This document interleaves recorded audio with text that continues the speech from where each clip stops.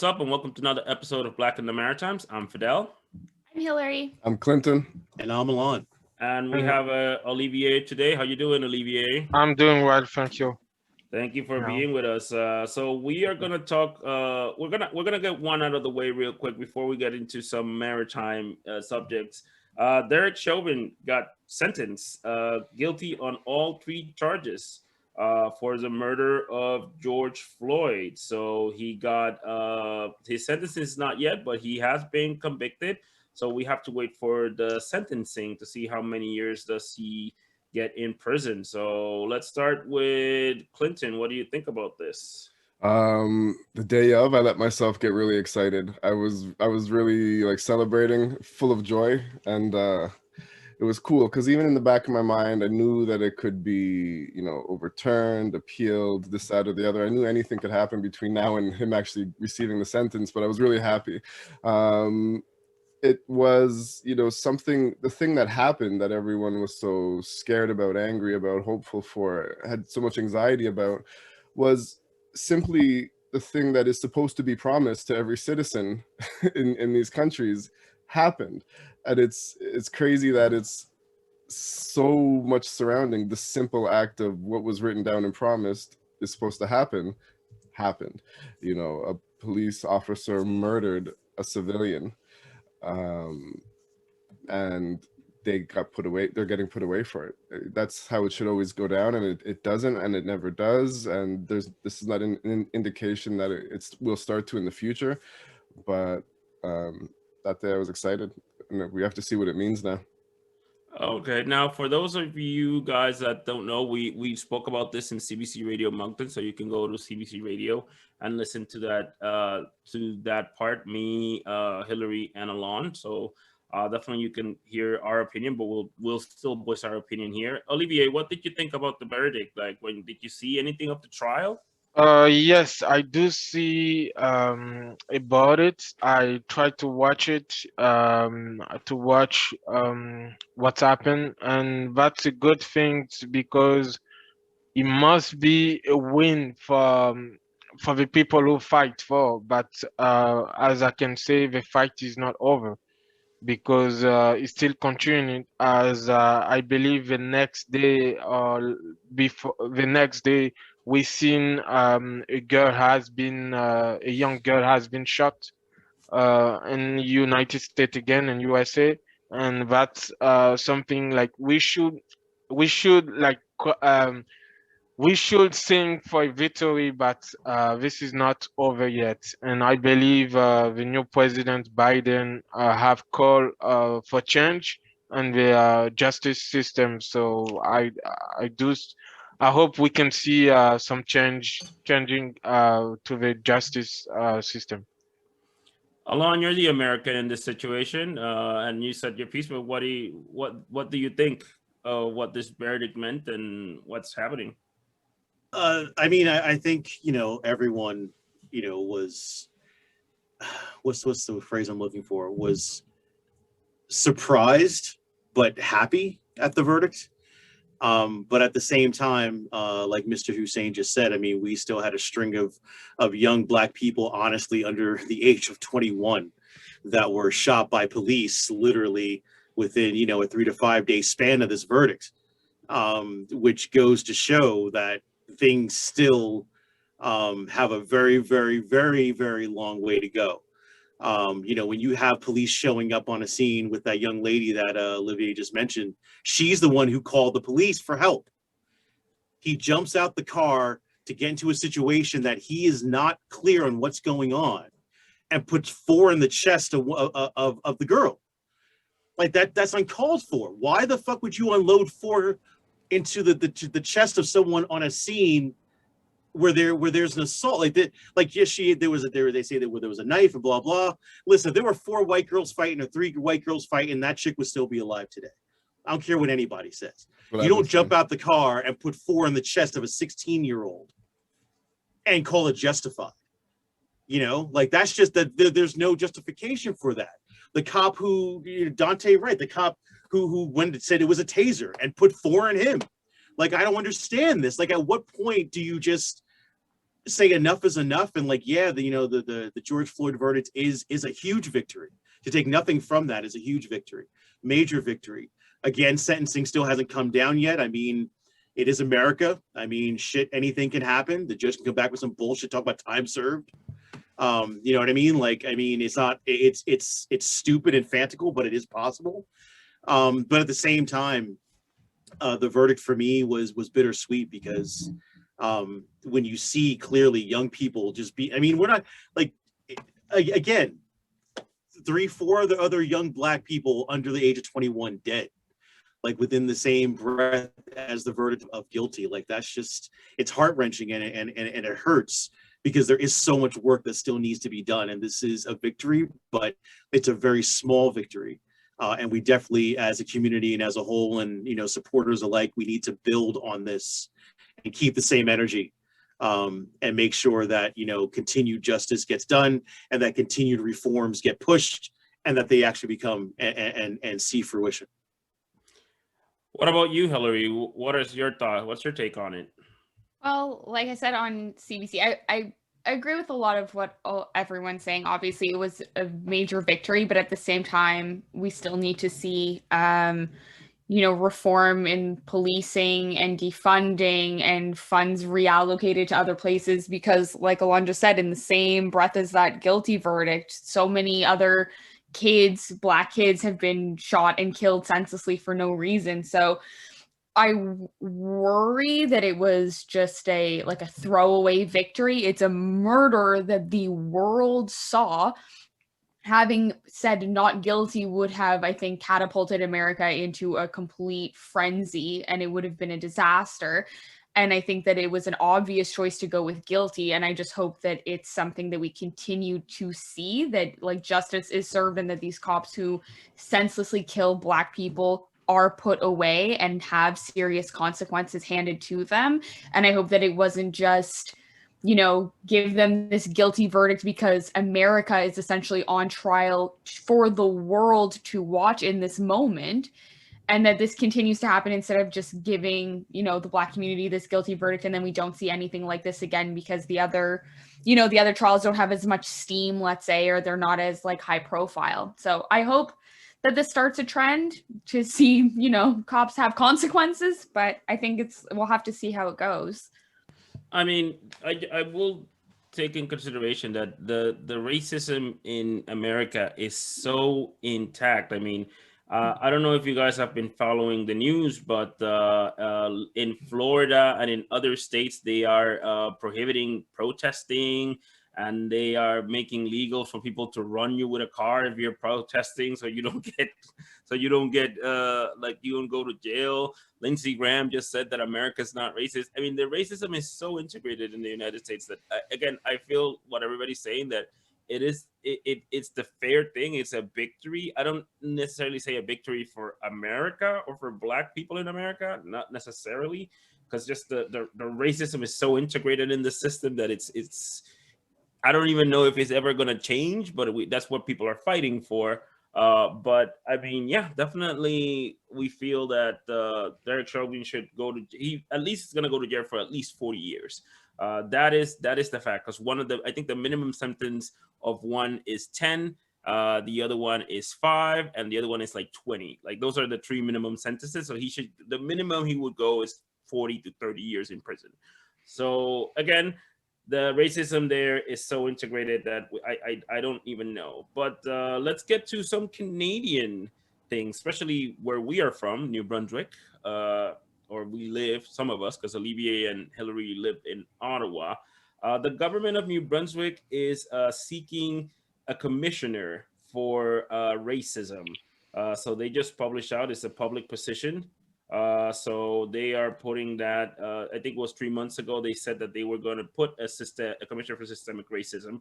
Now it's out, and they are looking for one. And it says that the position is to carry out public consultation to gather views and information about the nature of the impact of systemic racism on the racialized immigrants, Mi'kmaq, Woloskipe. I'm sorry, I'm going to butcher a couple of names here, a couple of First Nations. Pescamutwati or other indigenous minority populations in New Brunswick. It's the position is to conduct a comprehensive review about the extent and the scope of systemic racism in New Brunswick, including the government's role in eliminating systemic racism both within the provincial institution and agencies in the province generally. And they also need to produce a final report containing evidence and things like that. So Olivier, you are following the story. We've been talking about it in the chat. You have sent me some links and stuff like that. We had a previous conversation. What do you think about it, and who do you think it might be able to fit in this position? Thank you for asking me the question.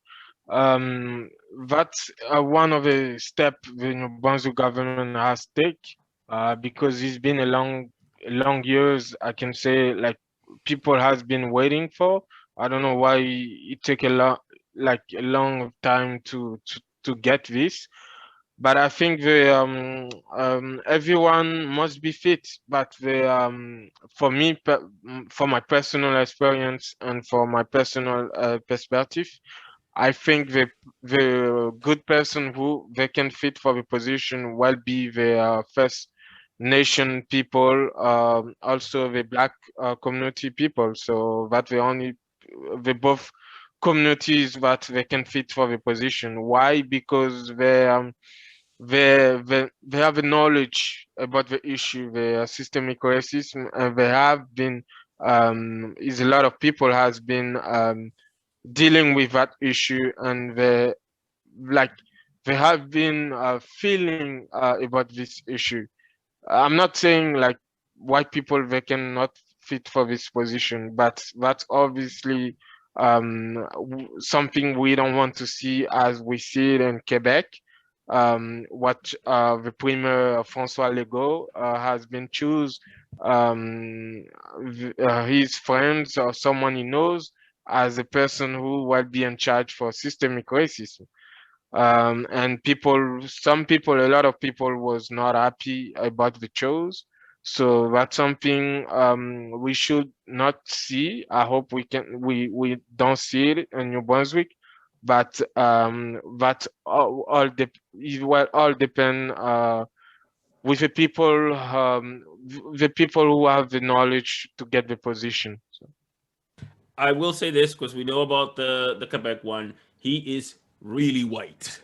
Yeah. I mean, and what one of the things I have an objective of that is that they say, oh, what if he qualifies? You mean to tell me there's no First Nation or Black person that's qualified for the job? You mean to tell me that there's none? That it's only a white man that has to be? Oh, he needs to be elected. Why? Why can't you get? And if that's the case, that somebody says, oh, they need to be elected, which the New Brunswick position, you don't have to be an elected official. The Quebec one, you have to be an elected official. It means that they don't really give a fuck because there's no Black people in their party that they can push to elect. So that is definitely a big difference there. But in the New Brunswick one, it doesn't look like it needs to be part of a political party. However, yes, I don't see why we need a white person there. Hillary, what's your take on this? I think that picking a white person would be a very big disservice to the whole point of the post. I don't believe that white people can understand how deep systemic racism really goes and how negatively it really impacts all of the minorities in New Brunswick. I just don't think that, like, no offense to any white people listening, I just don't think that they can understand how deep and intrinsic it is to every single aspect of the daily lives of all visible minorities and how many different places we can get shit on just by our government or by the systems in place. And I don't know that a white person being put in that position would really be able to understand how harmful it is and where to start. Now, based on the research that like Clinton and I just did to see who would even be choosing the person, it looks like it would be a group of white people that are elected in New Brunswick, like Blaine Higgs, Dominic Cardy, and all of the other ministers. So I don't think that it would necessarily be the same situation in Quebec where it's another white friend of the premier, but it doesn't it doesn't bode well that they're going to necessarily pick the right person. I don't necessarily have any faith. I think they should pick an Indigenous person or a Black person, but it's Blaine Higgs. Like, he's gonna pick one of the Irvings. It's gonna be like, I wouldn't be surprised. Yeah, because let's not forget, like, I know he will be involved with the decision, as maybe he will be the last person who will have the final words for the decision.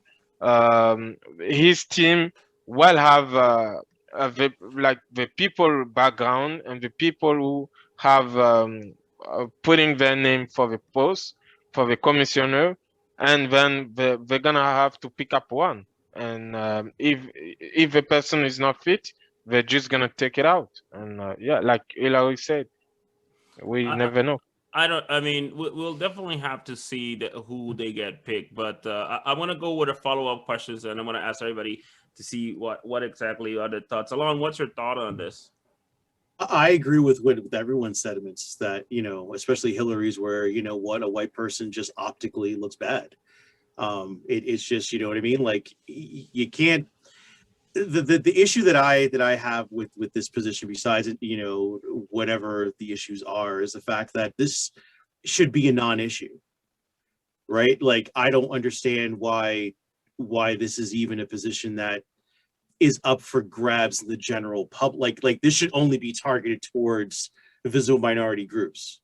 Like, I don't understand why this public, you know, offering exists, right? Because I mean, you know, this is not a situation where it's open to everyone, right? This is not about everyone. This is about visible minorities, people of color, and their issues. So this offering should only be directed towards those groups specifically. The fact that this mandate requires them to be bilingual, again, is leading more, in my opinion, towards the white nominee than towards a person of color, right? I just feel that the whole offering is slanted to begin with, and it's an uphill battle, as it always is, for people of color to gain positions of power. So from the onset, this thing is unfair, right? So I mean, like, if you look at it that way, you know, they're not going to do their due diligence. They're not going to do the right thing. They should, and it should be either a Black female or an Aboriginal or Indigenous female. That should be the proper appointee. But I don't have faith that that's going to happen, because otherwise it would have happened already. I'm sure there are enough people in positions in these communities that have, you know, managed to get a certain position in the ranks that you could easily go out and just, you know, go ahead and pick someone or nominate someone.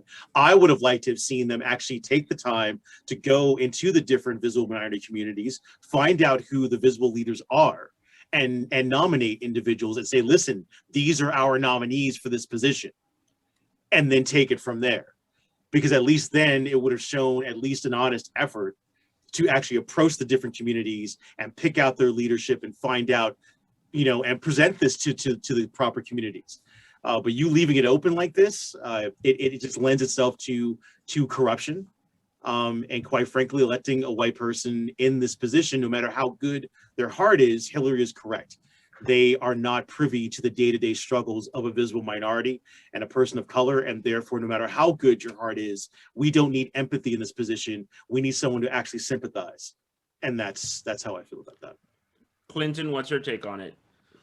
Well, it's such a mixed feeling for me, because it seems like something that, you know, the communities in New Brunswick should generally feel appreciative for. They are spending money on launching an inquiry into systemic racism in New Brunswick, which has been being asked for I don't know, 100 or more years.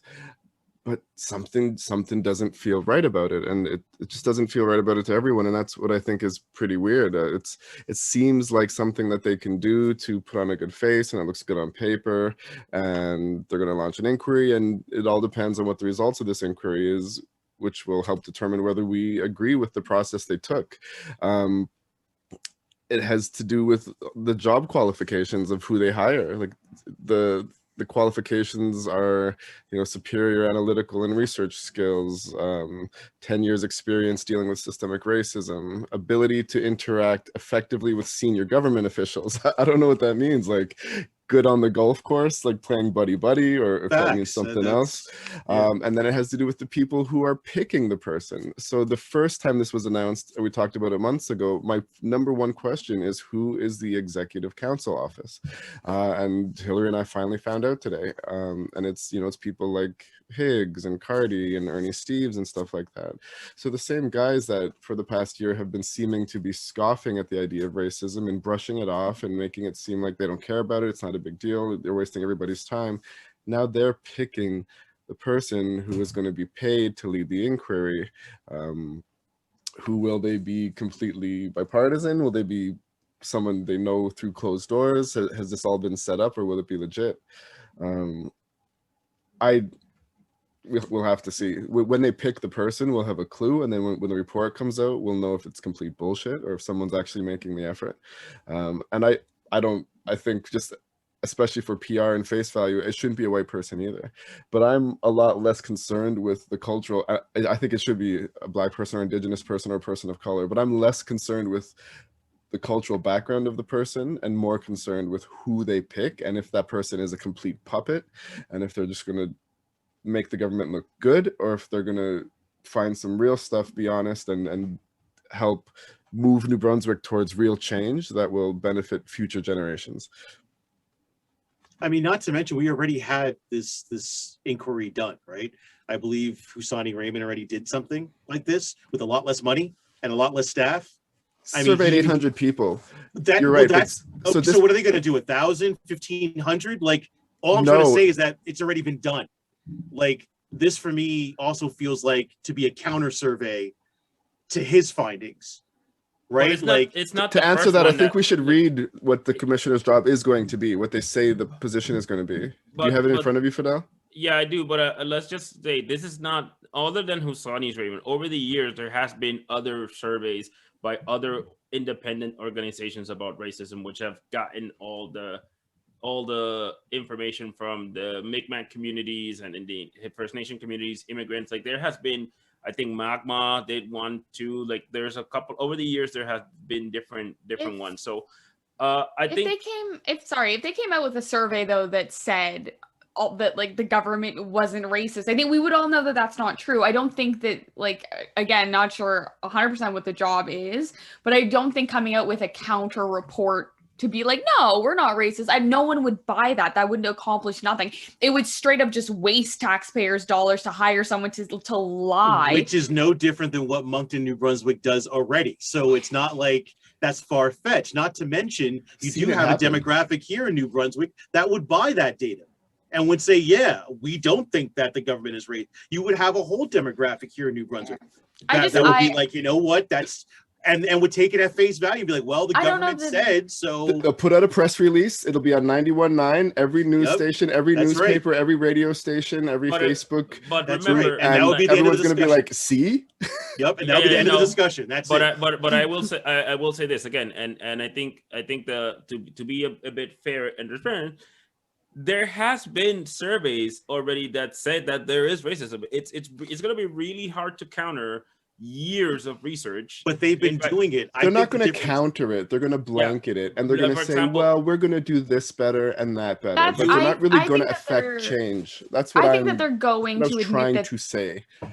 I think they're going to admit that there is racism, and then they're basically not going to do anything still do about something it. That doesn't require actually changing the system, but no, they'll have like Black People Day on like, I don't know, one stupid day, another holiday, on a Sunday. unpaid holiday. Of course. Yeah. That gets to my second question. The conservative government, the current conservative government, has a very bad track record with systemic racism. They have been cutting on Mi'kmaq and Indigenous benefits. They don't want to recognize systemic racism for the police. Mm-hmm. They have a really bad track record right now. Do we think this is a spent of taxpayer money seeing how bad the track record is right now in this current government. I mean, Olivier, like I said, you've been following this. What do you think that this is money well spent on a government that has been having so many issues, especially with the indigenous people? Yes, that will be is a good question. It will be difficult because, like right now, as we've seen, the indigenous people have some. There is a very big issue right now with the New Brunswick government, especially with the Premier Glenn Higgs. I don't know what's going on right now, but as I have to call the minister of the indigenous minister Alan Dunn. She have to step up and she have to go meet the indigenous people to talk with. They have to have a meeting. I believe they do have searching for a meeting with the Premier Glenn Higgs, but things didn't work out. So that's why we have a minister. She have a job to for the indigenous people and systemic racism, I believe. So she have to step up and go talk with the First Nation people, and they have to find the issue how we can work with together. Because last week, I believe we seen something the government have stopped. I believe a tax payment for the indigenous people. That's something shouldn't be done. I don't know if the minister Alan Dunn she's happy with. I don't know. We don't know. She's the only one who's know what's going on. Like, but I believe it's the premier who take the decision to make that deal to just say no to the indigenous people. And this is not something that can fix the systemic racism in New Brunswick, because that they make announcement for the New Brunswick commissioner for systemic racism.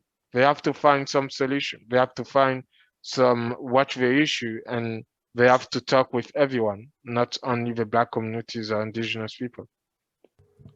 What about you, Clinton? I mean, do you think this is a good resource of taxpayer money to a government that has a very bad track record right now when it comes to systemic racism? That's a good question. I mean, there's so much taxpayer money that's wasted on a daily basis on so many things. I feel like it's gonna get wasted. And if it's gonna get wasted, I think this is a good thing to waste it on if it goes well, and if it doesn't go well, still better than wasting it on other things. I don't know. What I do know is, so again, if like, just like on paper, communism can look good, like this report, part of it says it's to gather views and information from different groups throughout New Brunswick, and they name racialized groups, indigenous groups, minority populations. So what I imagine that would mean is that they would compile all those interviews and surveys and things that individual organizations already had done and compile them into one big study. And then the other thing is conduct a comprehensive review about the extent and scope of racism in New Brunswick, including the government's role in eliminating systemic racism. So it's going to be a report on what they've already done, is what I'm reading. That seems like a waste of money. But the first part seems like a good use of money, compiling it. Oh man, Fidel, that is a good question and hard to answer, especially during a pandemic. Well, I don't personally know how much $500,000 is in scope of what their budget is, because how many million are they spending on a police station right now? 30 million? Around 30. So I mean, 500. They're really not spending much at all. That's like a luncheon. I can say this personally. I think paying somebody that a committee of white people will choose to combat systemic racism. I do agree on what you're saying, that they have been wasting taxpayer money in different things that didn't work. Like, for example, in this pandemic, I think the money's going to get laundered, a lot of it. Yeah. Oh, like, absolutely. That $500,000's not going to the person they hire. And I've No, that had no. been 60 holding grand. back saying that because I don't want to like. No, 50 to looking 60 out my grand to window go to now. the person, right? So you figure the head of this is going to make like 60 grand a year. Yeah, right? they're also going to pay themselves. They're going to pay themselves to do this work. That's part of what And that then $500,000 whatever is. staff they get, right? And then whatever legwork they got to do, but they're probably going to probably try to get a bunch of volunteers to go out and canvas if it's going to be an actual survey. So you take that $500,000, that's probably the cost of renting the office if they have to, you know, whatever other fees. But yeah, $500,000 isn't a lot. I mean, they blew $170 on the fucking Avenir Center that's sitting vacant right now except for Wildcats games. Oh, sorry, did I say that out loud? But hold on. So I interrupted you, Fidel. I didn't mean to. I just wanted to. You were commenting on what I said, so I think but I will say this. Going. Let's not, and this is what we want to make sure that, because we want to educate people. Let's not mix municipal politics with provincial politics, because the Avenir Center it's a project that has been going for only 15 years. And right, that the city is still fitting the bill for because of bad contracts. So you can't say that I'm wrong about that. No. The taxpayers of Moncton are still paying for that. I'm not saying that you're wrong.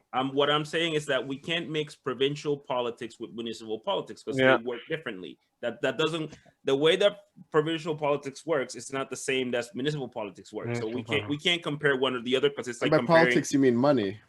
Well, everything when it comes to funding, when it comes to process, it's a totally different. City money, and the other thing is province. Exactly, money. It's province money. It's a totally different ball game. Like whatever happens in Moncton is because of the Moncton citizens. But we're talking about provincial. We're talking about as a province. So when we're saying that the amount of money that we're going to, this is an amount of money that is taken by the province of New Brunswick. However, what we're trying to figure out is like, is this money worth it? I do agree with Clinton. I think the province has spent money on things that have been useless. So putting money on systemic racism and maybe works or doesn't work, it's not that much of a bigger deal.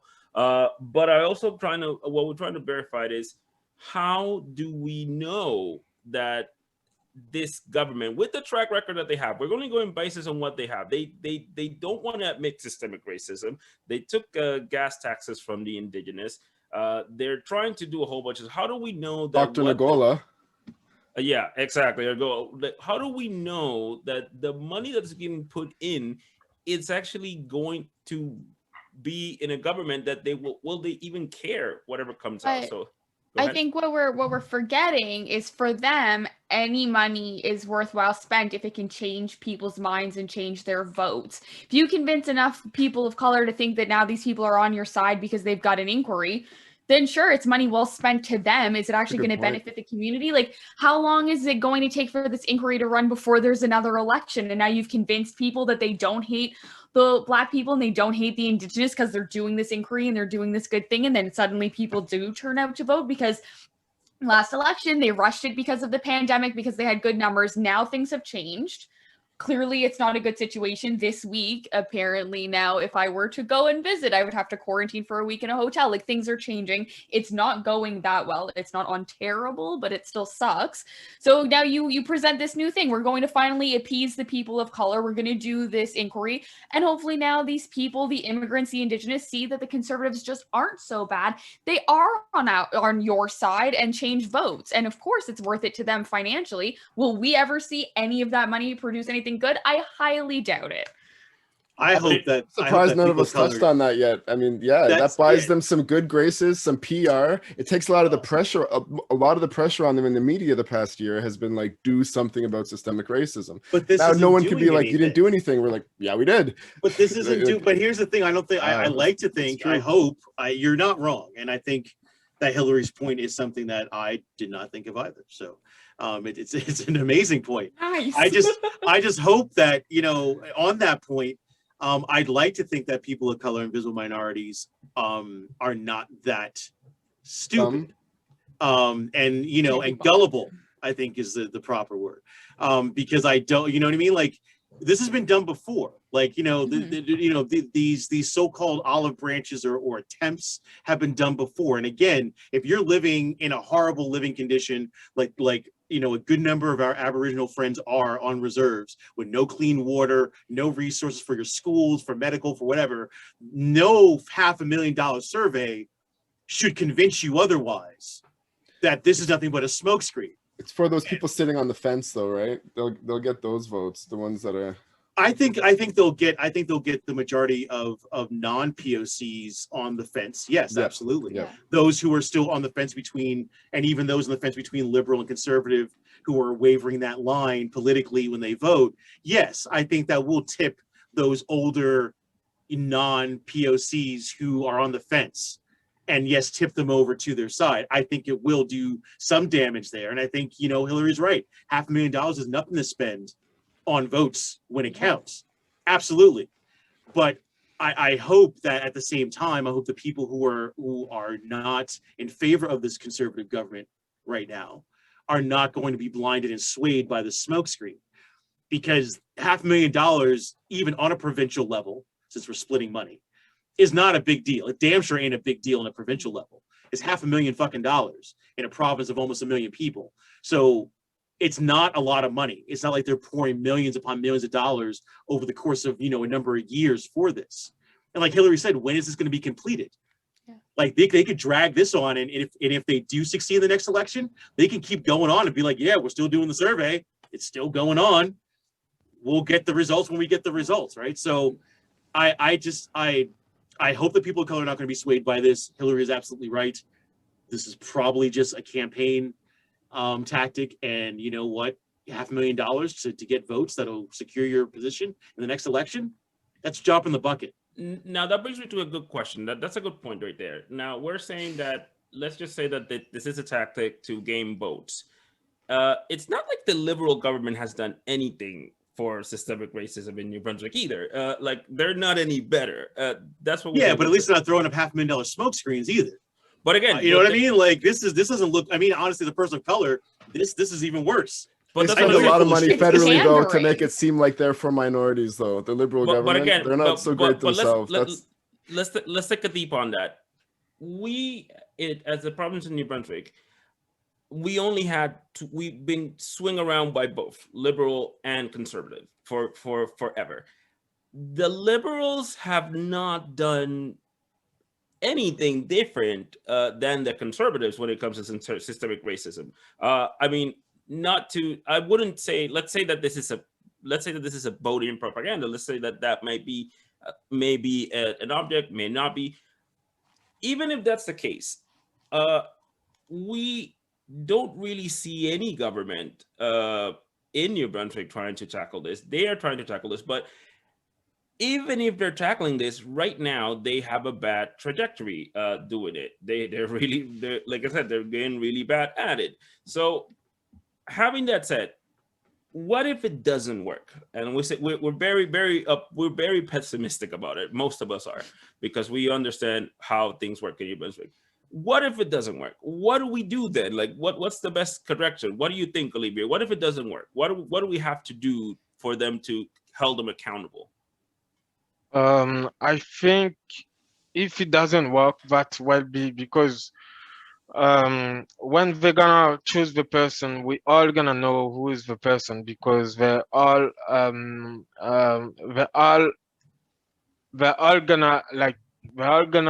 show us to the public who was the person who has been picked up. But if it doesn't work, that will be an issue, because we have to see how we can help the government pick up the right person, because the government have to speak with indigenous people and Black communities to see who is the best person to find to fill the position. But as I can say, I'm not the person who's gonna choose the commissioner, the future commissioner. It will be a criteria as I choose all the qualification as I share to you on the chat. The person have to respect and to see what I feel very, very bad, because like the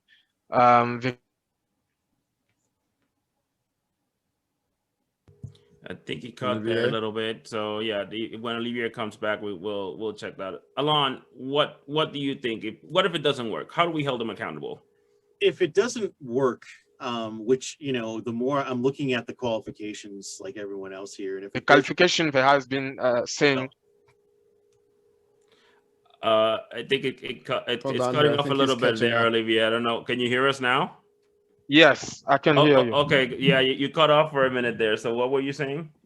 No, I was saying, as I shared to you on the chat, all the qualification we're asking for. Like the criteria for the qualification we're asking to the person to fill the job. Some of the qualification is very, very high, because I don't know if we can have someone who has been involved in systemic coercion for the past 10 years in New Brunswick.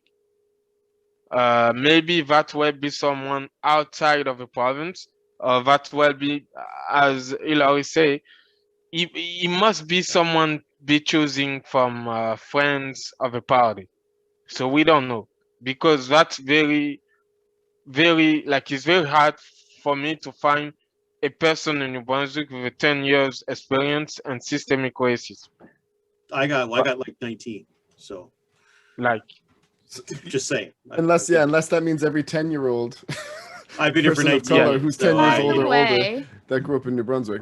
By the way, it says that the term ends in 2022. I was going to point that out. Yeah. That out too. So in a year? So in a year.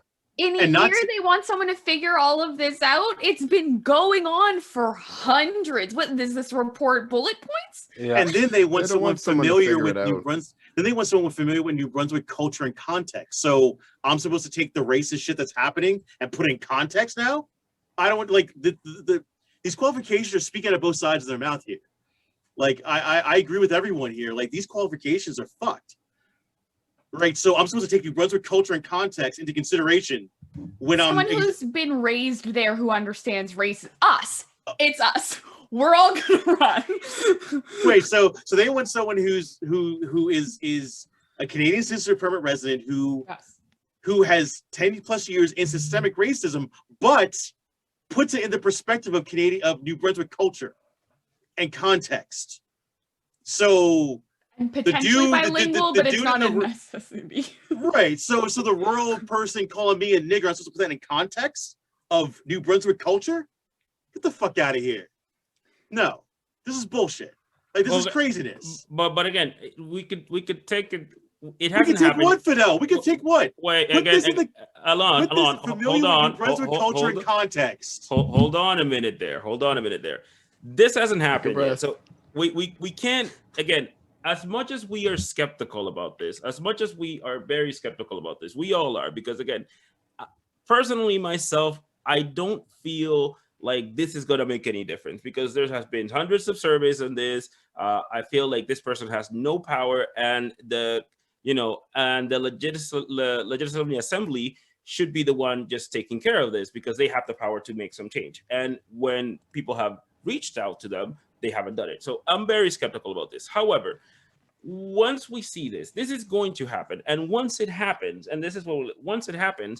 we need to see how it's going to go. If it goes bad, which again, we wouldn't be surprised, what do we do then? Do we say, oh, we told you so? Like, is that what we're going to do? Or do we hold these people accountable for what they're doing? But how do you hold them accountable though? Like, and how do you define? Are you going to you can't like kick him out of office? This isn't the result of this isn't like, okay, if this doesn't come back good, then you're out of office. Like, how do you? And also define good. Like, producing the report is apparently the only thing that needs to be done. Like, what kind of change are we expecting to see from this that we can hold people accountable to? That's what we want to figure out. Because I mean, for me personally, and this is a personal thing, when you see it, when you read what this position means, I don't see what changes are going to make with this position. I just don't see it. And personally, I feel that resources could be obliged to other programs and other things. But that's just a personal opinion. Somebody had to come around this.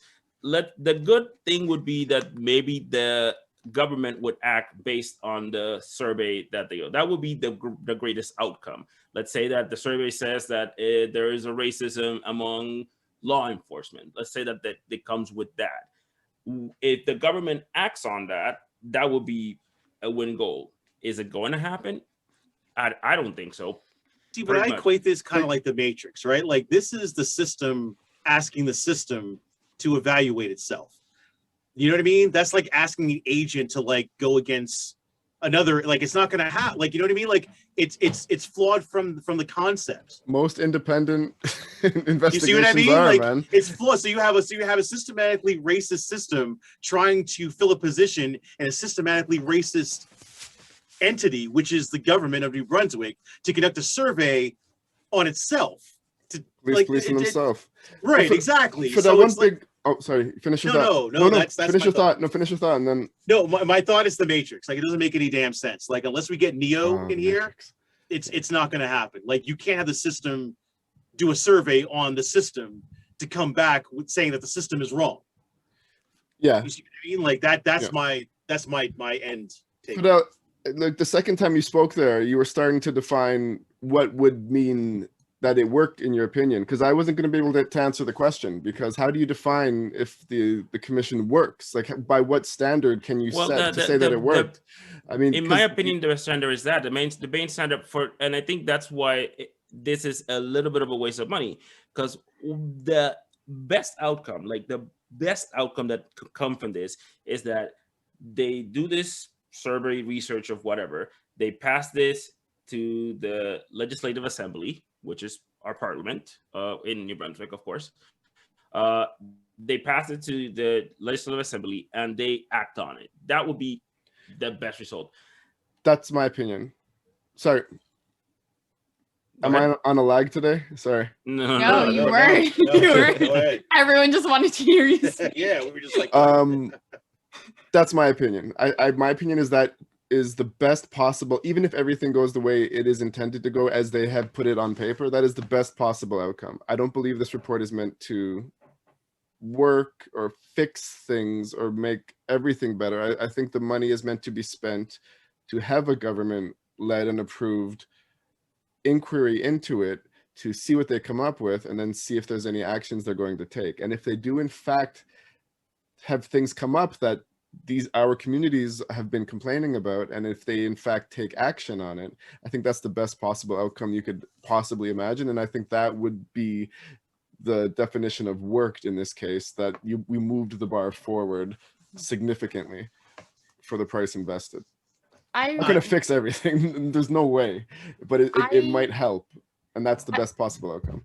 I just really don't like that the post ends in 13 days and they only have 11 months to apparently do something. Like now that I've read that portion, like I find that very discouraging. They have a year to prepare the report, to have the report They ready. have less than a year because they have until the end of March 31st. The post only closes May 7th. So they have less than 11 months to do this whole inquiry on years and years and years of racism during a pandemic, and basically try to dismantle and discuss the entire systemic racism and racist infrastructure that it has been well established in New Brunswick in 10.5 months. And then you want change to come from this very quickly written report on all the bullshit that's going on. Like I have like next to no hope that this is going to go well. They only have 13 days to pick a person. Like they only have 13 days for people to decide that they're qualified and want to be a part of this. It sounds like setting it up to pick someone they like, because there's basically no time for people to apply. There's also a pandemic. Like deadline for submission May 7th. They don't mention the hire when they're actually going to hire someone. You have to submit by May 7th. But they've decided, it's way less than 10.5 months. It exactly. Could be like, they've decided when it ends, and they've decided when they want people to apply by. But what if they take 5 of those months to pick the person because they really want the right person for it? You're wasting our money and our time. They decided when it ends, so that because of their budgets, because that's, I guess, whatever they budgeted, that's how much they're going to pay. So they're going to have to increase the taxpayer budget if it goes on beyond that date. I guess is what would have to happen. It says determined all good on points, March 31st, like all really good points. Like this is a really short. It's a very short amount of time to You can have 2 people years for a apply. court case, 3 years for a court case about a lot less than this, about one thing that happened. It feels almost as rushed as the election, the Blaine Higgs rush during the pandemic. That's the strategy, man. Must like things real fast, that guy. Vote. Yo, racism. Everything good? Okay. Yeah, we have to discuss this and just make a decision on it while it's hot and in the news because of the George Floyd trial, but pretend that racism never existed before. And as soon as 2022 hits, it's over after. I call bullshit. Again, I think I think what we all comment is that we're very skeptical about it. Personally, I don't think it's gonna work. I don't see anything that's gonna happen with this, just because of the fact that, again, if you look at the data, UMB has done surveys. A lot of cultural associations have done surveys. Indigenous reserves have done surveys about all of the systemic racism during the years, and nothing has happened. I just don't see another one making a difference, because maybe they'll plagiarize those the government ones. one. They'll feel like they can listen to this one, and I'm bouncing back and forth between both sides. I still being hopeful. It's the government one, so they're going to listen to their own system of how they attain the information, and which means that the data is going to be slanted in the favor of the system. We're pretending for a second. But hold on, again. Let's just go. Okay, we cannot say that that's going to be the outcome. Let's say if we say already that the government is going to put the data in their favor, that may be the truth. That may happen. That may anything can happen. That may happen, but I'm the cynical American. Like, that's exactly what's going to happen. I don't, come on. It'll make the conservatives look good. I think somehow it will have to make the conservatives look good. I think we can all agree on that. I think at this point they're going to plagiarize everyone else's essays and reports if they're only giving people like 7 months to make this thing. I think they're going to take the data that's already yeah, they're going to make use of that data. That's a good thing, not a bad thing. I don't. Depends how they spin it. I think what we need to do as a community, I think we need to kind of wait who gets elected. I think that's what the first thing. I personally think that if it's a white person, it's over from there. But I disagree with that. I disagree with that. I think as communities, we need to speak up about this and call bullshit. Like, why are we waiting? Waiting for what? For an outcome that all 5 of us realize is not going to be a good one, no matter which way it goes? Waiting to see the person. You can interrupt, Olivier. You just chime in. You just start talking loud. No, it's good. It's all good. It's all good. I share your opinion, so don't worry. I think the thing is about here's the thing. I think when it comes to anything of a system, if we cry wolf of something that hasn't happened, then but it's not crying wolf though. If we have a precedent, like you just said, of the conservatives doing things just not having a good track record with the minority communities, it's not calling wolf. Now we're basing it on fact of past performance. But again, if we can go, but we can also say that with the liberals and with past that's fine, but the liberals aren't in office right now, so fuck the liberals and let's deal with the conservatives. The conservatives have a bad track record. This is gauging future performance on past results. Exactly. That's what we're doing. But that's the thing. We can't exact. Well, we can. Yeah, we can. But fuck you, Higgs. This is bullshit. Yeah, we can. Absolutely, we can. Watch me do it. This is bullshit, Higgs. Fuck you. We can. Oh my God. Don't say we can't. Of course we can. But that's the thing. I think one of the things that we have to do as a community, and I think also as a province, is that we need to hold governments accountable for that. I think one of the things that people don't understand, and that's one of the things that we try to put in this podcast, is people don't understand politics. People don't understand what exactly happened. We are not questioning, like this podcast is questioning this particular thing, but we don't as a community question anything, and we should question everything. We should question absolutely everything. And once we, like, for example, once this person is chosen, I would love to have them in this podcast, because they're gonna have to find out and see what the hell they're gonna do. That's one of the things that we have to make sure. But we cannot say like, okay, are we skeptical? Yes, absolutely, completely. However, we also need to make sure that we cannot just say, oh, this is going to suck, and then we're not questioning why is it going to suck. Like if we have the person... we already know why it's going to suck, though. you know what I will do if I was let's say I was the person who was being picked, because I know a lot of people ask me that question: are you gonna apply You're the one who talk about systemic racism a lot. You're the perfect person to fit on. People have been sending me message to telling me that, but I am like, I'm not interested on the job because first I do not want to work with a PC government. Is not just my opinions. Even they offer me a job with the Blend Hicks teams or anything, I would just say no to the offer because that's me. I decide what I want. I don't care because who you are, but I just don't want to work with.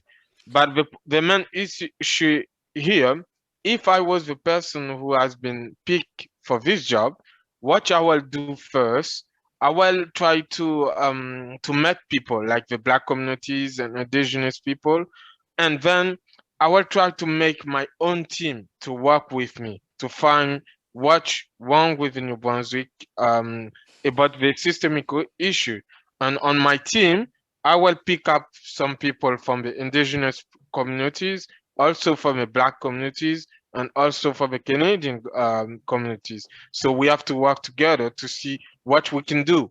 And I will not I will not care about what the government have to tell me to do or what the premier have to tell me to do on my job because I know you guys pick me up, but I am the commissioner. Let me do my job. I don't want anyone to talk to me or telling me what I have to do on my job.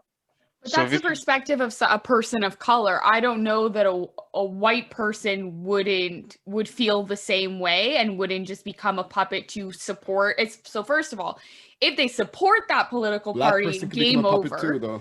Well, and I was gonna get there, but if it's a white person who is part of the conservative government, then it's game over. If it's a white person at all, probably game over. And there are Black conservatives who might decide they want to be right up Blaine Higgs' asshole and say that, oh, what? No, there's absolutely. There's indigenous politicians too that might want to do stuff to forward their political career for sure. I was involved a lot in New Brunswick politics, as I have been doing campaigning for many parties except the Conservative. I done the campaigning for Liberals, for Green Party. As to be honest, I'm gonna tell you, it's not a lot of Black people supporting they're on the PC government, like the PC, they support the PC government because a lot of Black communities, some like most of the Black communities, they're on the like they do support either way Liberals or Green Party. It's either the both party. So I will be surprised to see one of the Black person has been chosen by the PC government and is supporting the the PC government. That would be a surprise for me to see that because it's not a lot of people from the minority community that support PC government. Well, then hopefully it's a person of color who wants to work with the PC government to fix the situation instead of actually supporting them. But so this is what we're gonna see because of a I was telling myself like I'm pretty sure because of what's happening with the indigenous communities now, because they cut their taxes, their gas taxes, I believe, is like they're not gonna apply for this job because I'm not sure at 100%, but none of them will be interesting to work with the government. They don't want to talk, or they don't want to negotiate, or they don't want good things about them. So that's something. Let's say is not an indigenous people has been picked up for this job. So that will be play between a Black person or someone from the white communities. So like Hilary said, maybe someone like the premier friends, we don't know. Yeah, I think we're gonna have to wait and see. And again, I think this is something that we'll have to follow up and see what it's the come up of it. Because it's something I want to share with you. Like before I do met with Alan Dunn, the Minister Alan Dunn, to talk about that commissioner job and other things to put on it to fix the systemic racism system. Even we can do it perfectly, but I do send some message. I met with Minister Daniel Alain.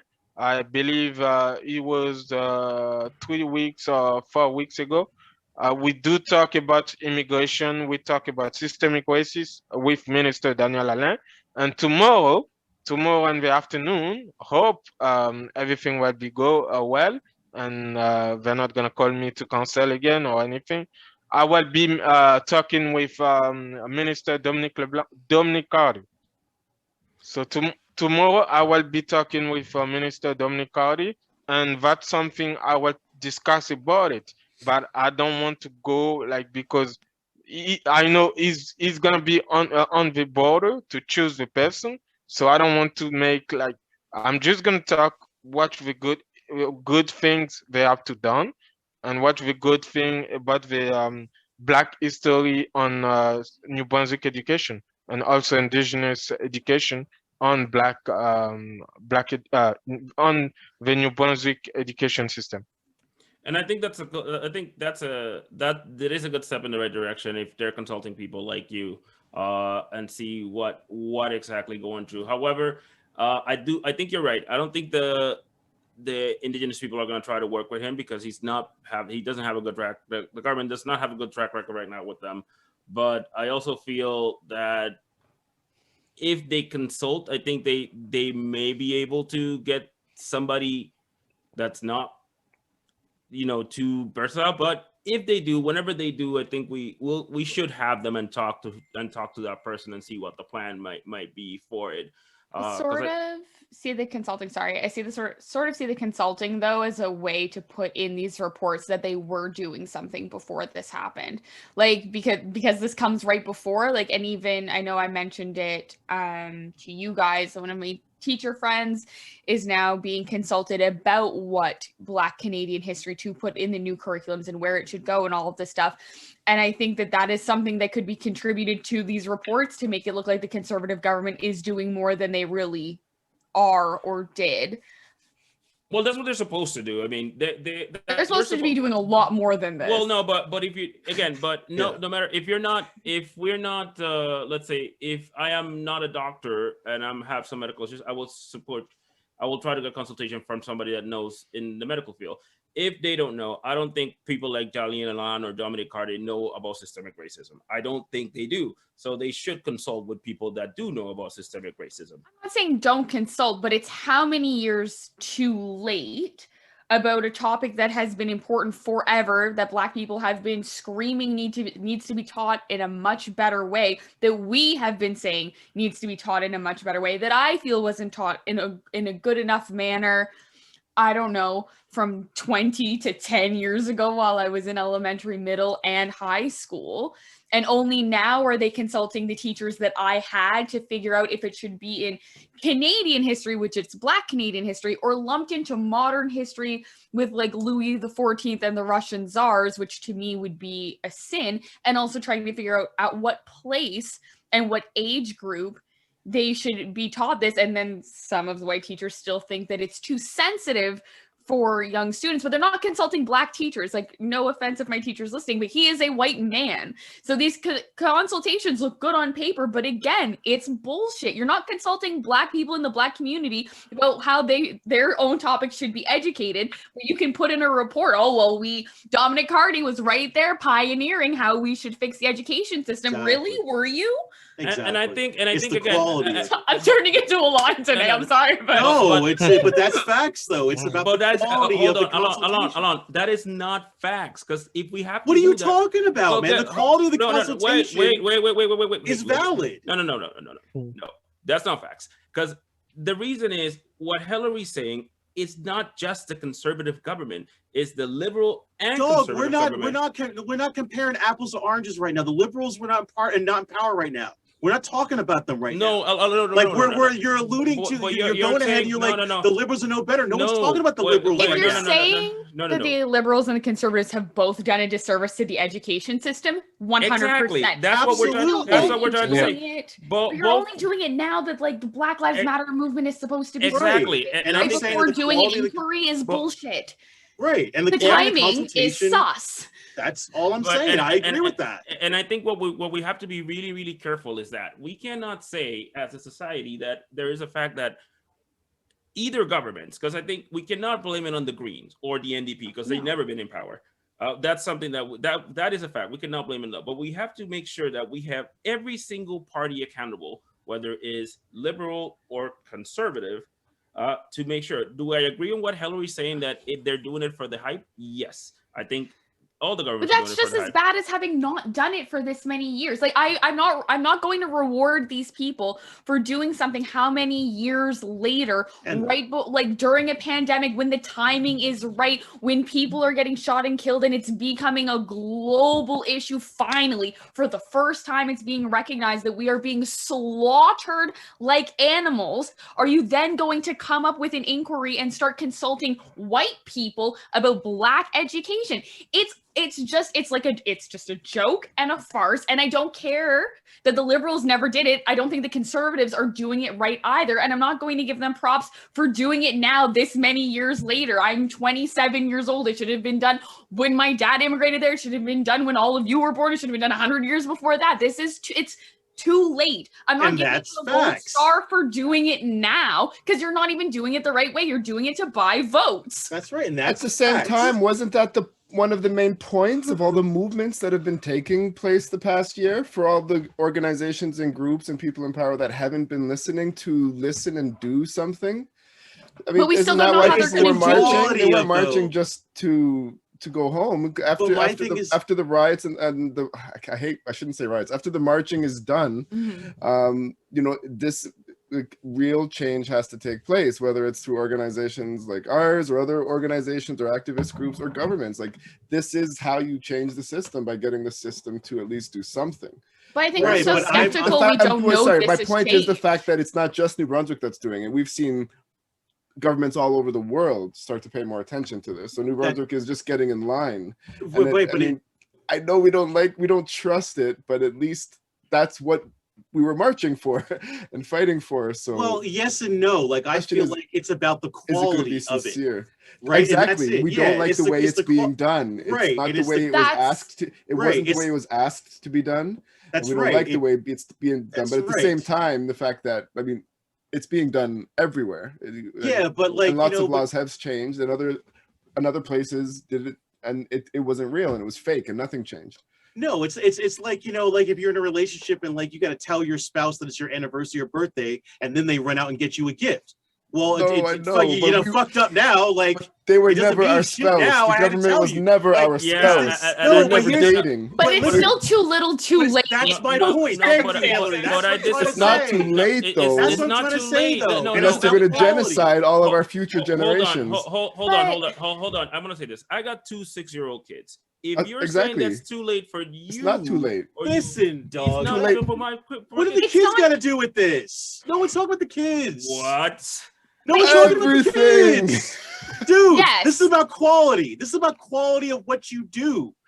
We're marching for future generations. Right, but we're marching for quality, and we're marching for real change, real inquiry. Right. So if that doesn't happen, we have to keep marching. Not you putting on a farce, asking the wrong questions to the wrong people.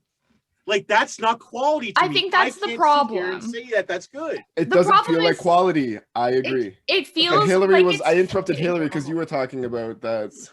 No, it's okay. Doing this now and yada yada yada. I just think that, like, we keep asking the question of, like, how are we going to hold them accountable when none of us believe that it's going to be done well, because it's already not being done well. If we all seem to believe that in this report they can say that they're consulting people when, like, the people that they're consulting are not the right people. So we already know that, like, this government does not have a good relationship with any minority groups. We already see that they are consulting topics about minority groups with other white people. We are worried that they will just pick another white person. Like, unless they do something very serious in the way that they go about this, like picking a person of color to give us hope, I don't think any of us think that this is really going to work out, and we all want to be surprised so that we can hold them accountable. But we don't know what we're holding them accountable for. We don't know what changes that this commissioner is even going to effectuate. At this point, it is a job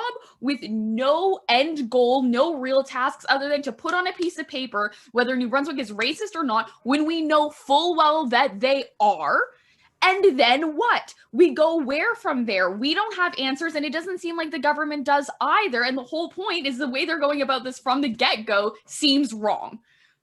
Yes, but that's what an inquiry is. Like that's what an inquiry is. Like, why even the inquiry though? Like, we all know that the systemic racism exists. Like, things that, like, to make the change, I know, like, but if why I do have we an need to organization and someone accuses someone with like something happening within my organization, you may have known that it happened, but I'm still gonna have to look into it. I'm just trying to be impartial here. And I understand that, but I just think that they're going about it wrong by already having like less than a year, and the qualifications are weird, and the way they're going about everything seems very wrong. But I mean, I think what I basically disagree, and I do disagree in this fact. It's like, I have talked to people. We talked to to people like like the NDP. What's this guy that we talked to? Matthew Green.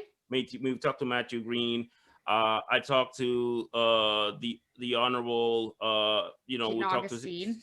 Jean Augustine and Celise and Teacher Tabanas. These people 2 for 2. No, because I was trying to think about it. Like this, we talked to Jean Augustine, Celine and Teacher Tabanas, and we talked to Matthew Green. If Jean Augustine was thinking like what we were saying, she would have never become the first black. I disagree. No, but and Matt Green's on that rebel shit too. Let him finish. Hold on, let him finish. Exactly. I will, but I still disagree. But again, like, noted. When I spoke to Jean Augustine, the first thing that she saw that a lot of things were going wrong. A lot of things weren't going the way, and she put herself in the line to try to make some change. Yes, she didn't. And when she went to the Legislative Assembly, to Parliament, a lot of things didn't go her way, but she had to make sure that she could bring some change, and that's how change is made. If you look at Lincoln Alexander, which was the first one in his book, he also says the same thing. The first time he went in, he was the only black guy, and he couldn't get all the change that he wanted, and he didn't understand why things were getting, and the quality wasn't great, but he had to make sure that he was in line and make sure that other black people were able to make changes after him. So do I agree that we understand that this might not be? Yes, and we don't understand what the outcome is going to be, which is one of the things that I really have to iterate. We don't know. We're very skeptical about it, but we don't know what the outcome is going to be. If we're right that the outcome is going to be bad, we, as people of color, we need to make sure that we have to formulate the change. We can't expect the white man to do it. We can't expect that. We have to do it. So what are we saying is that if it turns out bad, what do we do as people of color? Do we just blame the white man again and we just keep ourselves, or do we act some type of accountable, like people are doing, marching or whatever? What do we do after that? Whether it turns out good or bad, it's not the fight. It's not going to be over. Exactly. Everyone's just not going to go home. Even if it turns out good, we'll have to fight for things to happen, to change. Right, and but why wait for bad, that? we'll Like, have to fight. No one's going to stop. Right, I'm like cut it off at the pass though. But I'm saying cut it off at the pass, right? If we all know that this position is bullshit, if we all know that no matter which way this goes, it's not going to. So why not just cut it off at the pass? Like, that's the thing. Like, no one's saying blame the white man again. I'm saying beat him at his own game and cut him off at the pass before he starts initiating more bullshit. That's what I'm trying to say. Well, how do we do that though? By calling out this first off, in this particular issue, calling out the flaws in this appointment. I wonder how public this commissioner's investigation is going to be while it's happening, or if it's going to be completely under the wraps. If they hear this, and if this person can be they won't let anyone know. If they'll be accessible, if they'll be able to be influenced. And I don't mean influenced, I mean talked to, like communicate, like if they're going to be like in an office for a year. It says they're going to be on the road. They're out there on the streets. in the post. They want you to be able to travel throughout New Brunswick. What I find really interesting yeah, is from like Zoom call to Zoom call. What I find really interesting is that Fidel highlighted a lot of amazing people of color who did not give up the fight and worked really, really hard to be in politics and get to a place where they can speak out for us. That highlights to me why a white person should not be in charge of this, because they're like, only people of color are going to actually fight tooth and nail to have a good outcome. And I think that's something that we can all agree on. That no matter what the outcome is, no matter who should be accountable, we can't, like Fidel said, expect white men or women or the white people to go to bat for us. And I think that's like by and large the only way for this to work, no matter how sus and weird it sounds at the moment, is if a person of color is appointed in the commission and is willing to work with the conservative government to effectuate change. If we believe that they really want to effectuate change, then they will pick a person of color so that that change can be done. Otherwise, it sounds like a joke, and it is a joke. But I think we need to also call them out on it if they do go that route. Like because of the time frame is so short, as you pointed out. So if they decide, because the time frame is so short, to be like, you know what, we tried, so we're just going to pick that person right there, and they are not a person of color. We need to call that out publicly and swiftly and say, no, that's not okay. We need to call it out swiftly because there's only 10 months for the person to do the job, and we don't know how long it'll take them to pick the person. Go ahead, Fidel, sorry. But also, I think with people like Olivier, like I think one of the things that we have to be is that I think we need to be more involved in politics and be more involved in this type of change. Just because I believe that, yes, calling them out, it's one part of it, but I also think that we need to be part of the system to change the system. I think that's one of the things. We can't just let things like this go and we're like just waiting to see for them to make the change instead of us trying to say, hey, wait a minute, no, we want to make sure that this happens. So I think that's one of the things that we have to make sure that in the future, as Black people in the Maritimes, we have to make sure that we are in the system and we're involved in the system. That's why I definitely encourage people to join boards and join things that we can all try to make sure that's part, that we're there in the seat when something like this happens. So we're gonna jump on to the last topic, because I mean we could go on forever on this one. We are saying that the first Black lawyer of New Brunswick, they are doing a fundraiser, which is also, I mean, I also gonna think this on the government. I think the government should pay for this. I think this is part of history. But the first Black lawyer, they're trying to do a fundraiser in order to get him a tombstone and have like a memorial. So there is a person that's doing this, and it's from, again, the name is Abraham Beverly Walker. He was the first Black lawyer in New Brunswick. There was an article about him in the CBC. There is a donation page, which is through PayPal. And again, they're trying to, make his history get remembered in our province. And I'll start with Hillary, because Hillary was the one that gave me that said this post. And then we're going to jump to Olivier. Don't you think this is something that the government should do to remember Black history? Or it's something that it's kind of strange to me that they have to do a donation for this, but. Yeah, I find it very strange. So my friends who work at the archive sent it to me, and it is in partnership with Prude. But I do find it sad and upsetting that the Governor of New Brunswick, who's so passionate about ending systemic racism, won't put a tombstone on the first Black New Brunswick lawyer. I think that's monumental, especially since, we, I think, have all fought that stereotype that Black people are uneducated. And we've discussed, I know, amongst ourselves, the idea of being well-spoken and speaking well, and yet there's this highly educated person, this like a big figure in New Brunswick history who has like literally no grave marker. I think that's so disgusting and so like dishonorable. And I really think that the government should do something about it. I think that they should just pay for it. And I think it's really sad that they're leaving it up to the Black community in the poorest province to pay for a tombstone for someone that they respect, admire, hold to a high esteem. Olivier, what do you think about that? I don't, to my knowledge, I haven't seen any Black honor thing, any Black statues or anything regarding to Black people. But don't you think like something like that is the first Black lawyer in the whole province, and people have to pay to honor him?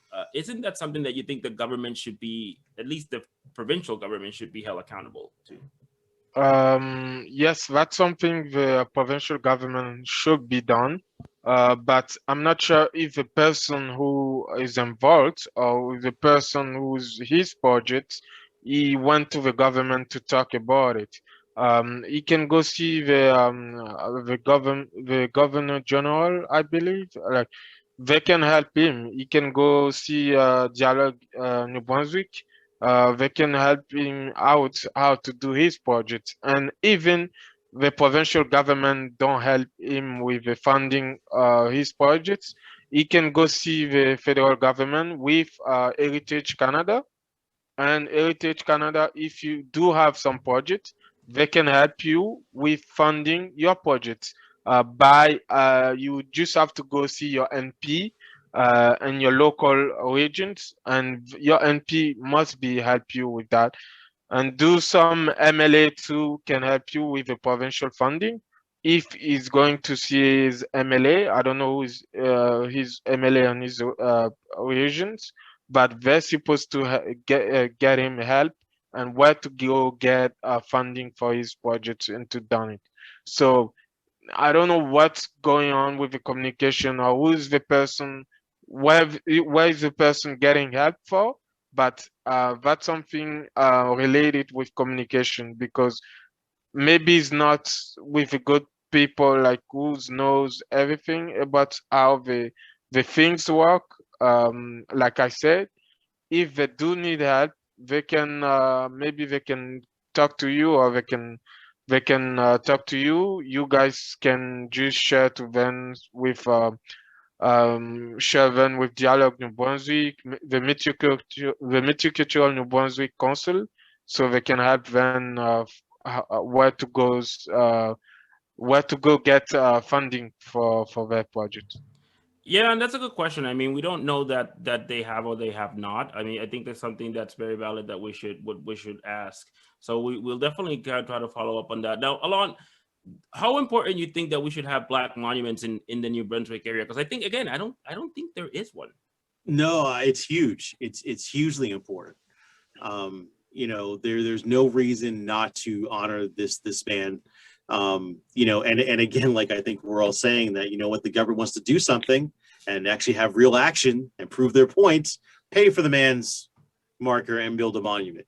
That would be a great step in the right direction and actually be something that you actually did and you can do quickly. I also find that, you see, the systemic racism play out in this particular case because I see no funeral homes stepping up. I see no monument companies stepping up to do this on. So that bothers me as well. That, you don't have any monument companies stepping in and saying, hey, you know what, like we'll go ahead and donate the marble or we'll donate the engraving. I'd like to see something like that happen as well. But, back to your main question, it's hugely important to have Black monuments here in New Brunswick. We have the Anglophone, we've got, some French monuments, the next in line would be, Black and Aboriginal monuments as well. And something that's done in a public space, whether in a park, not some small, tiny monument we got to go to a museum to see. I want something in a park, in a nature, setting, something that people can walk by, look at, take pictures on, climb, something of stature and something of size and something of significance. And that would be a great, encouragement to the Black community as well, to know that they are acknowledged, that they are seen, that they are, being represented in some way and not just in talk and in banter and in empty words. So yeah, it's hugely important for this province. No, I think we're probably going to have to communicate with the person that's doing this, because I think Olivier made a lot of information that we don't know if they have reached out or they haven't, or they have or even they know the right steps. But we definitely think it is very important. Now, Clinton, other than when Hillary did you know anything about this? Like, I think there was an article of the CBC. Did you know about this man or? Oh yeah. No, I know of Abraham Walker. Absolutely. But and did you know about this fundraiser going on, or No, not at all. Was it just launched a couple days ago though? Because I mean that would make sense.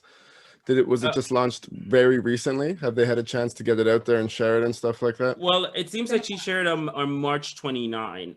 So definitely it's been Oh since March. no, it hasn't reached me at all. So And it hasn't reached. and something I would love to know is if a person knows someone doing funding for him, like always fundraising for him, because is now these days is people can go on behalf your name without you asking you your permission to do something. So we don't know if a person is above or is knows about this fundraising doing for him. So we the don't family? know for the fundraising. He didn't knows, like the person knows someone doing that for him. He's not alive. He's he's not alive. He was New Brunswick's first lawyer 200 years ago. Okay. Yeah. Yeah, but still he raises a good the point, though. fundraising for him. Well, he does raise a good point. I want is the family affiliated? Are they involved? Okay. I mean, I think Prude's a pretty safe organization to donate to, right? I think they're established enough. I also think that we should try to get more information regarding that, because I think it's very interesting to see what. Yeah, because if we have more information about what's going on or what they need, I might be able to give some information and they can go find some help. Yeah, but guys, I think I have the fix still. Yeah, I think the government should definitely pay for it. But at the same time, if this fundraiser turns out to be legit, Maestro, hold on, Maestro Fresh West. Maestro, I have someone tag Maestro Fresh West here. Hold on, Wesley Williams. Yo, your first year here in New Brunswick, you make a good impression. That's right. Roots, you got this. You can do this. Right. I mean, even at 50%. Listen, you got bread. That's right. Only $6,000. Hey, come on, dog. Way to get some PR.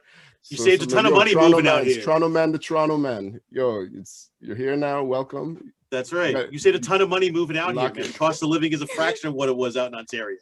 No doubt. You're good. I know you're good. Bro, I know you could cover part of this. And like I have said, we do not want Irving money from that fundraising. But then the government can't help. It's all Irving money. What do you mean? If the provincial government can help, the provincial government is basically the Irvings. I know, but if they can, I can't say because I don't know facts about that, but for sure, if the New Brunswick government they can help, they can go see the federal government. They're more open. The open mind, they can go see Heritage Canada. They can give some money. It's a lot of money here in federal government.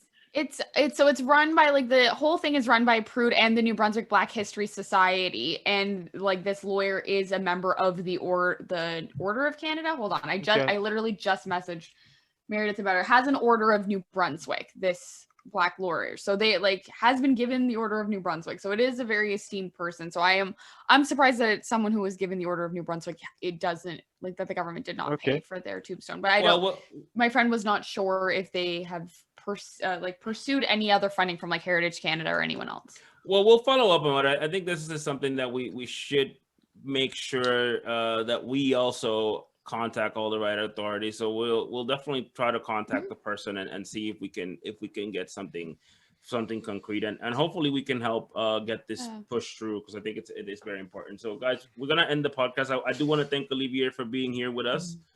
Thank you for your information and feedback. Thank you, guys. Thank you. It's always a pleasure to join you. Thank you. So guys, just remember to go to our website, blackinthemaritimes.com. Join us on Facebook, Instagram, TikTok, and Twitter at Black in the Maritimes. Shout out to Hillary. You've been killing the TikTok on the Twitter, the Instagram. That's been dope.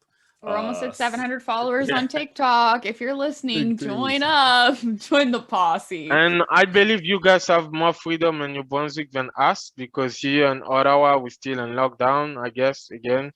I'm doing everything from home, but I'm just sometimes I get scared to go out. Even I go just do some running and come back to my house, but you just you guys have more freedom. Like I was supposed to come to New Brunswick this week, But with a new restriction, with a new things they're putting they're putting in, I have to cancel everything and stay here, I guess, because I don't want to pay $200 by night. I can use my credit card, but it's my money and I have to save it. So yeah, you and Hillary are stuck there. I'm sorry for you guys, but yeah, I don't know what to tell you. just send us some love from your Brunswick. Yeah, send us some food. We'll send you some. I paid off my student loans. I don't know who's stuck, but I'm coming. I got money. Well, I'll send you some donaire with no. And congratulations, Hilary, for that. I'm still paying my student loan. I still have a lot. Thank you. That's a great challenge to do it. But yeah, I just had to move in with my dad. It's fine. Thank you. Yeah, you're welcome. Yeah. All right, guys. So so follow us. Do you guys have anything else to say? Alon. Echo 7, check out my band Echo 7 on all platforms at _Echo 7. We have a single out, everything version 2.021. We have some podcast interviews that we just posted up, 2 of them there. And we have some announcements coming at the end of the month, which should be pretty cool. So check out the music and hope you like it. I will let Hillary do her own because Hillary has a ton of stuff. But I will do Clinton's. LSD Salon in Dieppe. Go check them out. Manicures, hair, nails, products, spa services, safe, clean, and affordable. Go check them out. LSD Salon. You can also buy online if you need supplies or any sort of beauty products. LSD online. Go check them out. Purchase from them. Support local. Support Black business. And now Hillary. That was really good, actually. Very good. Every week, this pitch gets better. Thank you, man. Cropberry on all social medias. Secondglances.ca for my mental health project. That's it. Check out her Instagram. Spread love. Check out her Instagram. Check out her and last mention, I want to ask you guys. As I told you, I'm talking with Minister Cardi on Tuesday. Yeah, and the afternoon. If do you guys have some stuff you want me to talk with? I can write to you. I can write. Let them write. Let's do that before the podcast because they have a lot of things to do. So sure, you can send me a message, DM me on IG, and send me some stuff, and it will be a pleasure to put that. And I will shoot out Black in the Maritimes for Minister Cardi. All right, that's huge, man. That's huge. Thank you. Well, wow. I actually we were on I think on a panel one time, but yeah, for sure that would be amazing. Thank you, Olivier. And if you're listening to the end, if you're still in here, thank you once again. You're a real trooper. Message us, drop us a line if you're at the end of this. Drop us a line.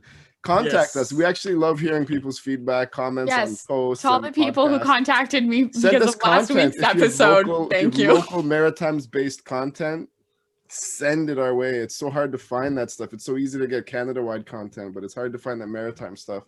So drop us a line and peace. All right, peace out. Have a good night. Bye. Good night. Take care, man. Peace out.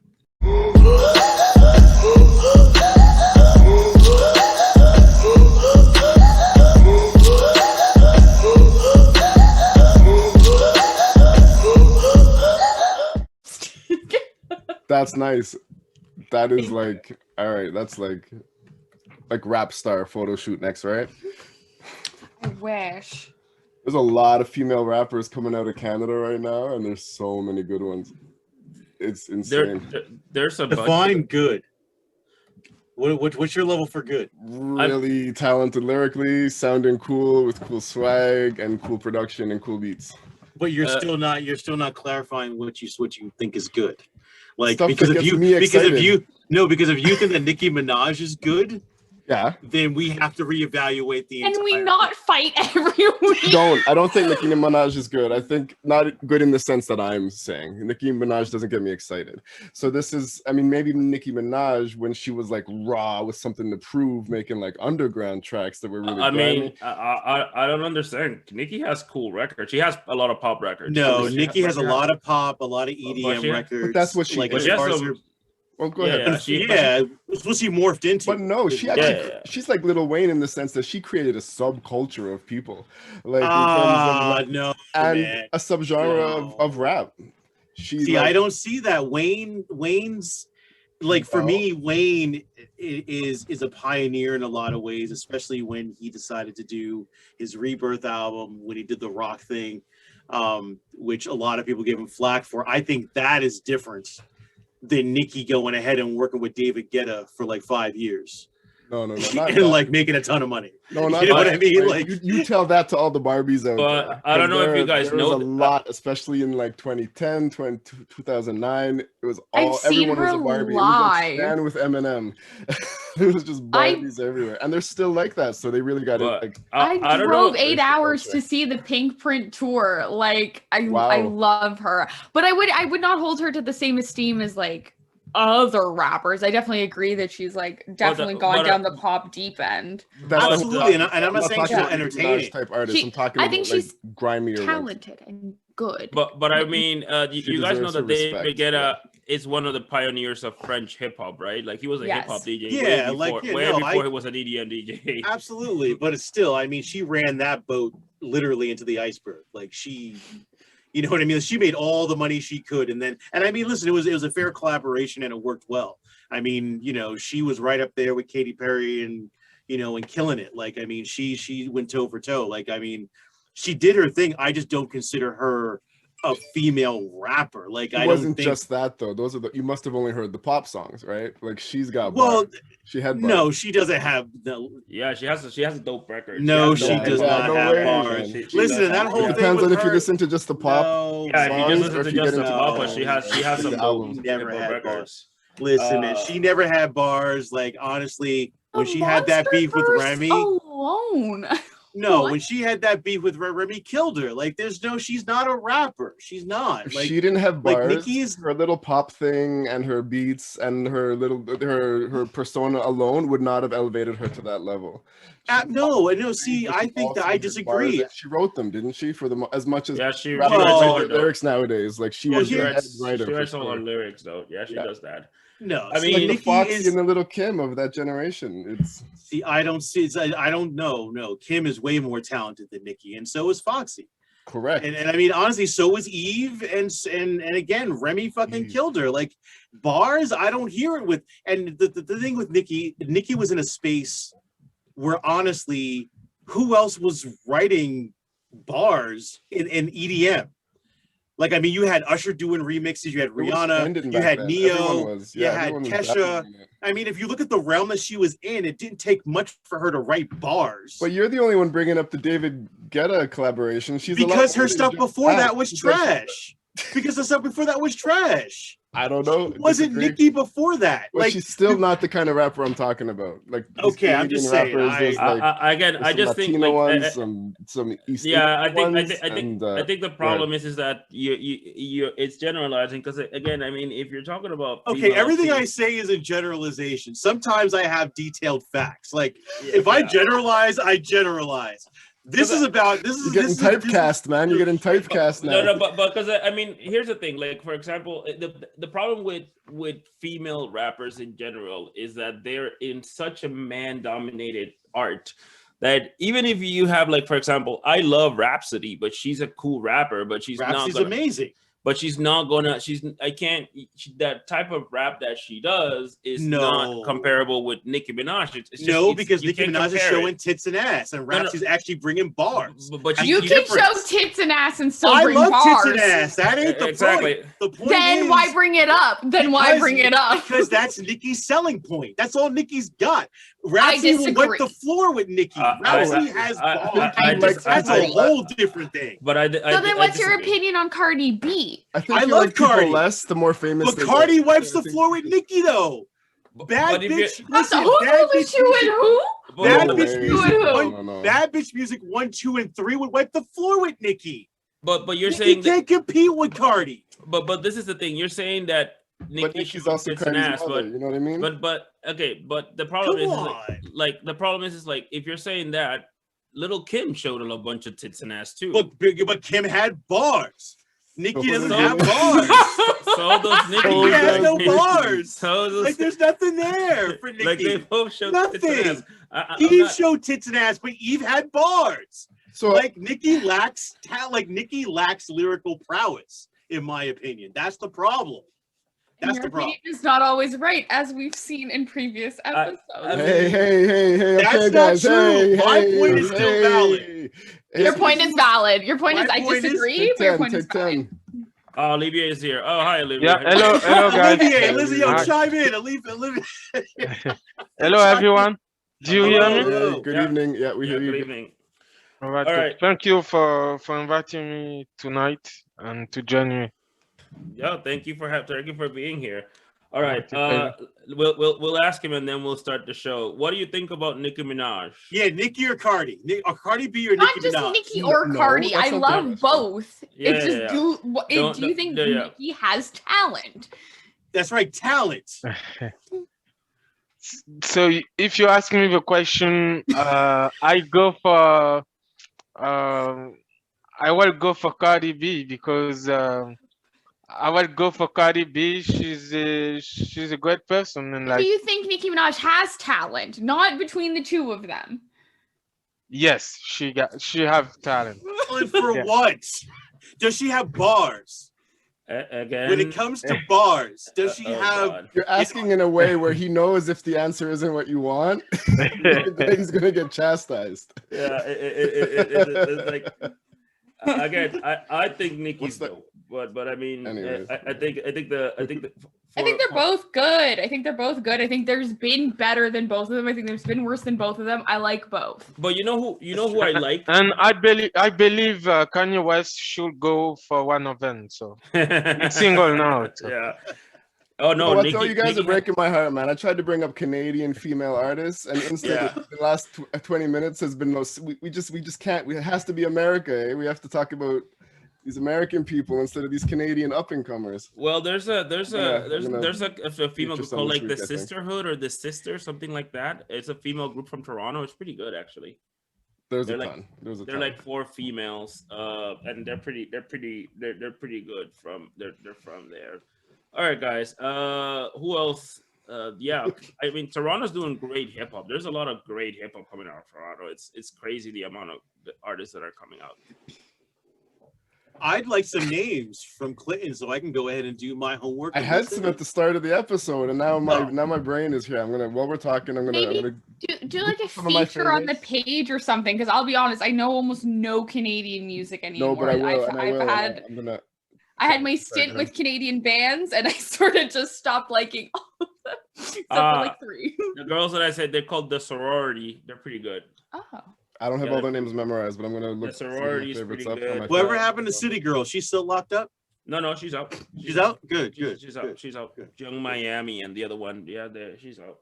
I mean, I don't know. I think that the problem with female hip hop is like there's so many, but it's such a male dominated art form that it's just like it's hard to just like I can see why people follow the trend because nobody will sign you if you're not like there's a lot of cool female MCs that are not pretty and they just sign them because and I agree with that. There's a lot of that. Like, for example, I like Gangsta Boo. I liked her for a whole long time, but she's not popping, right? So, like, No, because hip hop, unfortunately, is about the look. And then if you bars are second, right? She's not a look like, who else? Me from Toronto. She's great. I mean, there's a lot of female hip hop rappers. Even now, there's a lot of them that I like, and there's just not. All right, guys. I'm reading like 20 different names, but they're not the names that I'm thinking, so I'm still searching. There was a girl called Rima Major too. She was from Toronto. Yeah, there's Cartel Madras or something out of Calgary. It's 2 East Indian girls. They're sick. There's I Canadian rap Nadia Stone. There's Frankie, the artist that's from the Brunswick actually. There's Nessia, if you like bars, like underground rap, like almost like 90s crazy, like not cannabis style lyrics, but like that. Nessia is sick. And then there's one from Toronto, name's got 4 letters. I just heard her last month. She's sick. So I'll drop those later too. Since you asked, Alon, like please do like real talk. Like I really sick ones. Yeah. All right. Sure. Okay. Let's start this show. Okay. So all right, let's go. We're recording, so we gotta. All right, so okay, I'm going.